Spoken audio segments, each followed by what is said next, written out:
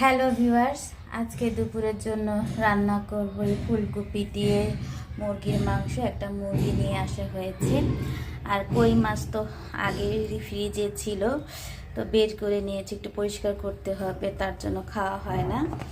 এখানে বাইং মাছ বের করেছি আমার হাজব্যান্ডের জন্য। আর আজকে আবার মাছালা মাছ পাঠিয়েছে, বলেছিলাম রুই মাছ পাঠাতে, কেবল সে আবার একটা কোরাল মাছ পাঠিয়ে দিয়েছে।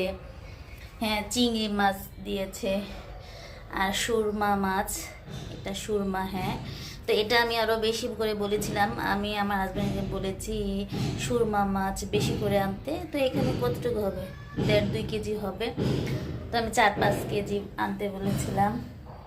লোককে বলে দিয়েছিল, মনে হয় ছিল না, কে জানে।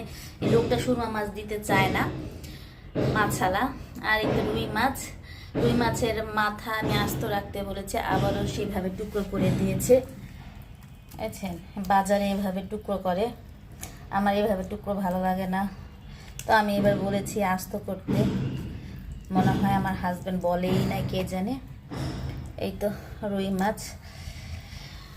তো এখন দুপুর 2টা বাজে, তো এগুলি রান্নাই করব না এগুলি গুছাবো, তা আজকে একটু ভেজাল হয়ে গেল।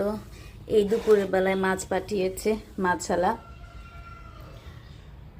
তো এই তো আজকে আবার কোরাল মাছগুলো ছোট ছোট পিস করে দিয়েছে, এক এক সময় এক এক রকম করে। এই দেখতে পাচ্ছেন, মাঝখান দিয়ে টুকরো করে দিয়েছে। যাই হোক, এই দুপুরের রান্না বান্না বুঝতে পারতেছি না কি করব। ওকে, আল্লাহ হাফেজ।